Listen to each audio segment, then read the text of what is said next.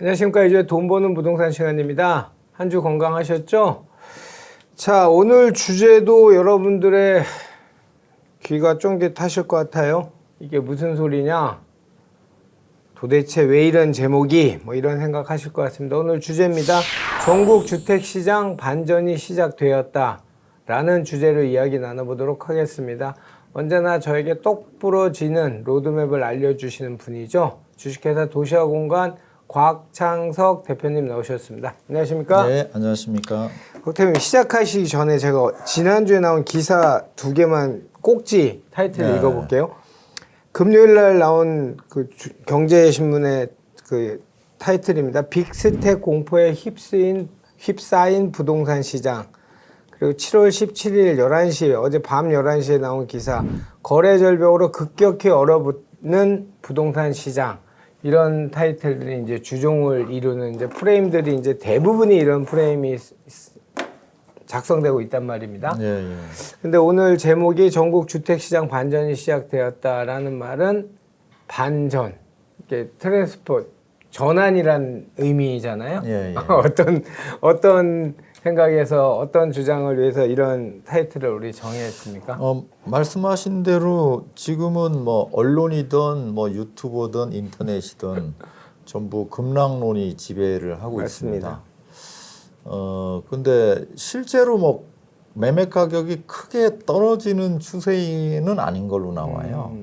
뭐 급매 거래되는 거는 좀 떨어지는 거로 나오지만 또 간간히 신고가도 거래가 되고 있고 시세 통계로 나오는 거 보면은 뭐 가격이 약보합 정도, 뭐 소폭 떨어지는 정도 이런 수준으로 나오고 있거든요. 그래서 이제 특히 지난주에 또 기준금리 한국은행에서 0.5% 빅스텝으로 올렸기 때문에 이런 게 영향을 미치지 않냐, 이런 걸 이제 어떤 지표로 바라볼 거냐. 그래서 뭐 거래량의 지표로 볼 거냐. 우리가 제일 많이 확인하는 거는 이제 시세 변동이죠. 근데 뭐 시세라든가 거래량은 뭐 그 거래량 극도의 침체라서 거래 자체가 거의 없는 상태고 수치가 의미가 없을 정도. 5분의 1 토막이 났으니까 시세도 거의 변동이 없다고 봐야 돼요. 거래가 없으니까. 이런 상황이라서 우리가 주목을 해야 되는 거는, 그러면 과연 지금 이제 매물이 계속 늘고 있는가 아니면 줄고 있는가, 여기를 주목해서 봐야 되거든요.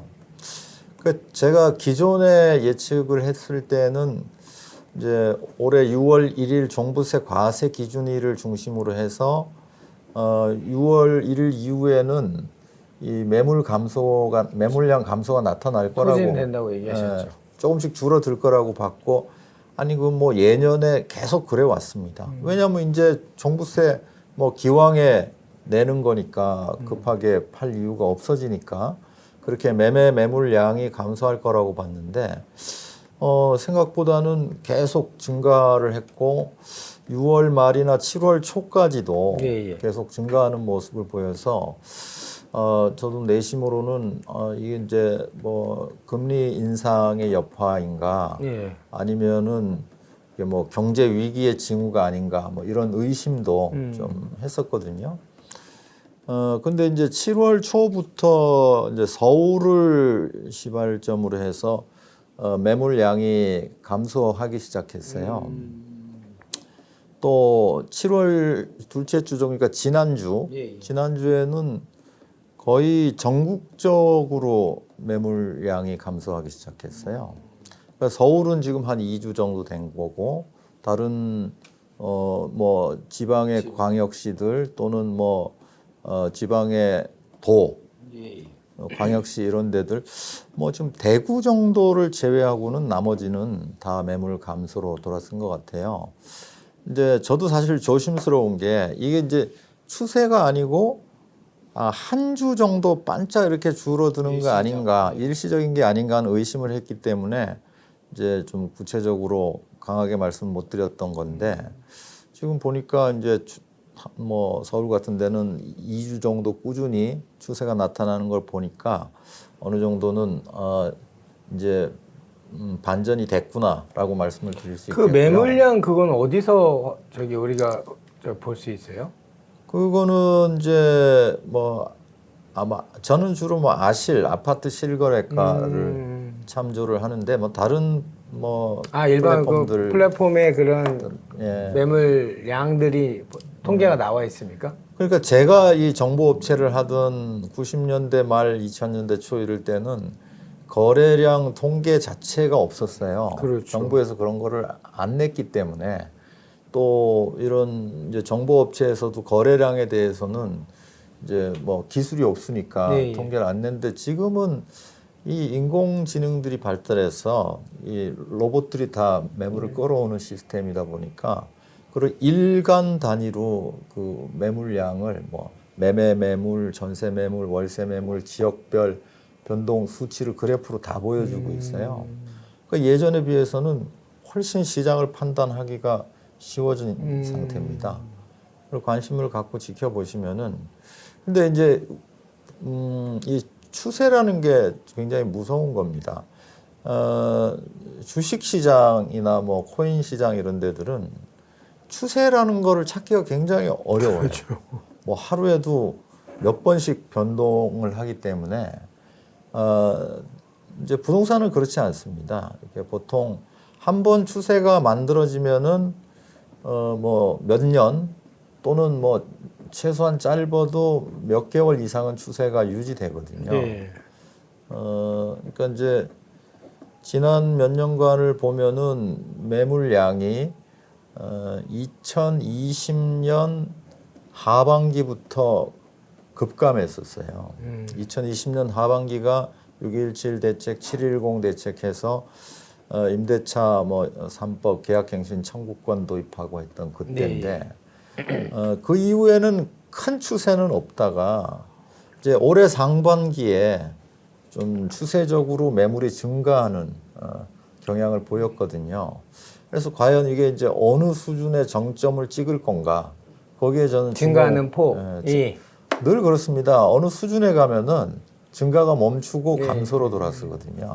그 추세가 중요한데 저는 이제 6월 말쯤이 아닐까 하고 봤는데 보니까 제가 예측한 것보다는 뭐 한두 주 정도 늦게 7월 첫째 또는 둘째 주 정도를 정점으로 해서 현재 꺾이고 있거든요. 그래서 이걸 추세로 보시는 거죠, 곽 대표님은? 그렇죠. 이 추세는 당분간 지속될 거예요. 이제 감소 추세로 아마 적어도 뭐 올해 연말 정도까지는 계속 감소 추세가 아니겠는가. 그다음에 다시 늘어나는 거는 아마 또 내년 한 3, 4월부터는 다시 늘어날 수 있다고 보고 있고요. 근데 지금 이제 매물 증가가 일어났던 이유와 또 현재 정점을 찍고 다시 매물 감소가 되는 이유에 대한 해석이 상당히 그렇죠. 중요한데 알아야죠. 이걸 정확하게는 알 수 없어요. 예. 시간이 지난 후에 우리가 분석을 할 수 있는데 그러니까요. 매매 지수 이런 것들도 뭐 80 몇 점으로 이렇게 떨어져 있다는 이런 추세들이 나왔으니까 누가 거래를 활발히 해서 이 매물량이 준 것도 아닐 테고 일단 나오는 수치로 봤을 그렇죠. 때는 예. 그 이제 매물량의 증감이 먼저 나타나고 그로부터 뭐 한 2주 내지 한 달 정도 후에 이게 이제 거래 뭐 계약으로 이어진다든가 또는 이제 실거래로 이어지거나 아니면은 추가적으로 뭐 가격 변동으로 이어지게 돼요. 그 시차가 한 2주에서 4주 정도 되는 것 같아요.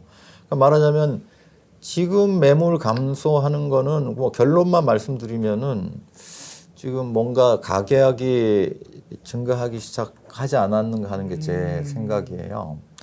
왜 그렇게 보냐면은 우리가 지금 상식적으로 생각하고 있었던 이제 6월 1일 종부세 과세 기준일 이후의 매물 감소, 네. 그거는 나타나지 않았다고요. 그렇죠.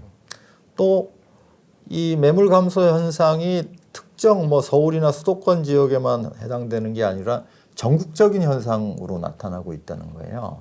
이거는 이제 어떻게 봐야 되냐면은 뭐 종부세와도 관련 없고 또 매매 관련해서는 직접적으로 임대차 3법 계약 갱신 청구권하고도 관련 없는 것 같아요. 뭔가 가계약을 하는 사람들, 그 이유는 뭐 여러 가지가 있을 수 있겠죠. 뭐 상생 임대인이 되려는 사람일 수도 있고 뭐 다른 이유일 수도 있지만은 그런 게 증가되는 거고, 우리가 다른 거는 통계가 나오는데 가계약 건수에 대해서는 통계를 낼 수 있는 방법이 없어요. 그렇죠. 본계약이 아니니까. 본계약이 아니니까 신고되는 게 아무것도 없으니까. 많은 일들이 일어날 수 있으니까 그 네. 사이에. 예. 그래서 지금 저는 이제 지금 매물 감소의 원인으로 추정하고 있는 거는 뭔가 가계약이 시작된 거 아닌가 하는 생각을 하고 있고, 분명한 거는 한 2주 정도 지나서 계약 건수가 늘기 시작하는 게 보이면은 네. 뭐 보통 가계약하고 본계약하고 한 1, 2주 정도 시차를 그렇죠. 두고 일어나니까요. 그렇게 보이고, 그러면 이제 올 상반기에 계속 왜 이렇게 매물이 증가했었느냐? 이거는 뭐 금리 인상이라는 요인이 가장 아마 컸을 거고, 그 다음으로는 6월 이후에도 계속 증가했던 거는 이게 이제 여실하게 실수요장이라는 걸 보여주는 것 같아요. 투자자가 없기 때문에 선제적으로 움직이는 사람은 없다는 거예요. 그러니까 이제 현재도 전세나 월세 매물량은 증가하고 있거든요. 그렇죠. 이 증가하는 거는 계약갱신 청구권과 관련이 있어요. 그건 지난주에 말씀드렸어요. 갱신 청구권을 행사를 이제 못하게 되니까 나가야 되고, 나가려면은 중개업소에 일단 전세 매물 내놔야 그렇죠. 되는 그런 상황이다 보니까 매물량이 증가하고 있고, 말하자면 지금 매매 매물의 증가도 그거와 연동돼 있지 않나 보이거든요. 그러니까 이제 전세가를 빼기가 힘드니까 그러면은 매매로라도 빼주세요 하고 나오는 그런 형태일 거라고 생각하고 있고, 그래서 이제 그러면 사실 전세나 월세가 먼저 움직이고 그렇죠. 난 다음에 매매가 움직여야 되는데 순서가 왜 바뀌었느냐? 이거는 그 현재 전세나 월세를 얻으려다가 포기하고 매매로 돌아서서 가계약으로 이루어지는 건이 일부 있지 않나. 또 상생 임대인에서 들어오는 매수자가 일부 있지 않나. 투자자는 거의 없을 거예요. 그렇게 보입니다. 상생 임대인 자체가 일종의 지금 엑시트를 할 공간을 만들어 놓은 거잖아요. 일종의 투자라고 볼 수도 있잖아요. 예, 투자죠. 그러니까 인플레이션 해지라든지 어떤 이유, 저번 시간에도 말씀드렸지만 예. 어떤 이유에서든지 예. 한 채를 사놓는데 실거주 2년이 가장 큰 어떤 문제가 됐었는데 그걸 해지할 수 있는 방법을 상생 임대인, 그러니까 5% 이내로만 임대를 하면 네. 없는 걸로 하겠다라고 예, 발표하는 그렇죠. 그게 큰 것 같습니다. 그리고 이제 지난주에 빅스텝이 있었기 때문에 이 빅스텝의 영향이 어떤 식으로 나타날 건지 0.5%씩 올렸으면은 이제 또 매물량이 증가해야 정상이라고 봤거든요. 그렇죠. 근데 이제 그게 별 영향이 없는 거로 드러나고 있는 것 같아요.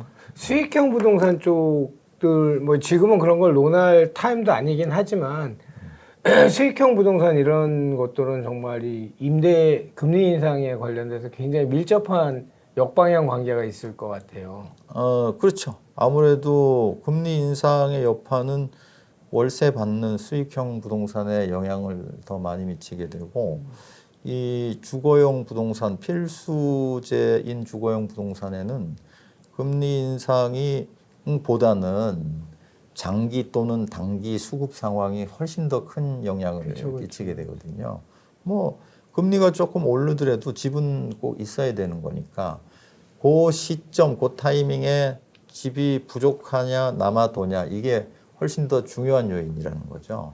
오히려 지금 금리 인상의 여파는 그런 이제 뭐 수익형 부동산에 좀 타격을 입히게 될 겁니다. 그러나 이런 수익형 부동산에서도 또 금리만이 문제가 아니고 경기 변수가 있기 때문에 그럼요. 내년 이후에 경기가 내수 경기가 좋아진다면 또 수익형 부동산이 금리로 인해서 계속 떨어지는 현상이 아니라 반등할 수도 있다고. 자, 시청자 여러분, 오늘 주제가 전국 주택시장 반전이 시작되었다라는 주제로 이야기 나눠봤고요. 뭐 여러 가지 말씀해 주셨습니다. 잘 들으시고 판단하시기 바라겠습니다. 근데 한 가지 저도 걱정스러운 거는 우리 곽 대표님도 늘 얘기하셨던 수급의 문제잖아요. 그렇죠. 아파트 가격은 특히 필수제인 우리 주택 가격은. 그런데 이런저런 이유로 공급이 못하고 있는 또는 시장에서 받쳐주지 않는 걸 인위적이다? 좀 표현이 그렇지만 어쨌든 금리 인상이라든지 미국의 뭐 이런 빅 스텝, 자이언트 스텝이라는 이런 용어들에서 금리가 굉장히 가파르게 올랐단 말이죠. 그러면 시장에서 이걸 못 받아. 그러니까 받아야 되는데 눈치를 보거나 저번 주에 했던 군집행동 무조건 폭락론에 휩쓸려서 못 받고 있어요. 근데 여전히 서울이나 살고자 하는 데는 주택이 부족한 거죠. 뭐 일시적으로는 조금 남는 듯 했다가 또 이사철이 되면은 병목 구간이 생기면 다시 부족해지는. 근데 이게 이제 시간이 장기적으로 가면은 결국 입주량이 줄어들면은 부족해지는 거죠. 그러니까 지금 이 전세난이나 월세난, 임대난이 뭐 전세 대란이 올 8월에 일어나냐 안 일어나냐 이게 관건이 아니에요. 앞으로 지속적으로 전세난이 일어날 수 있는 구조인 게 그렇죠. 가장 큰 문제고 그런 문제를 만들어내는 게 지금처럼 집값이 많이 뛰어 있는데도 서울 수도권에서는 아파트든 다세대든 지을 수 없는 환경이라는 게 더 중요한 거죠. 이렇게 집값이 뛰었는데 못 짓는다는 게 나중에 이제 엄청난 재앙을 불러오는 거예요. 그러니까요. 하여튼 뭐 잘 모르겠습니다. 제가 잘 모르겠다고 한 말은 여러분의 마음 상태, 심리도 잘 모르겠고요. 뭐 지금 이 부동산 시장도 분명히 수급이 모자른데 외부 요인으로 해서 잠깐 주춤하는 것들로 인해서 이렇게 시장이 많이 동요를 하고 내 자산을 늘리는 거에 포기를 하셔야 되는 상황인지를 잘 모르겠다는 얘기니까 오해하지 말고 들어주시고요. 곽 대표님 더 첨언하실 말 있습니다. 아니요, 없습니다. 오늘 전국 주택시장 반전이 시작되었다는 이야기로 이야기 나눠봤습니다. 오늘도 저희에게 확실한 로드맵을 전해주신 분은 주식회사 도시아공간 곽창석 대표님이셨습니다. 감사했습니다.